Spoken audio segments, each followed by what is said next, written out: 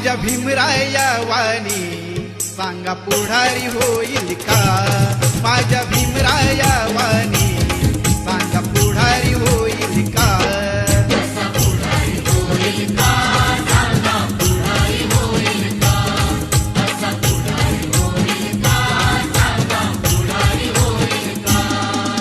सुज्ञानाचा निर्मळ जरा भीमासारखा माणूस खरा जन्मा येईल का?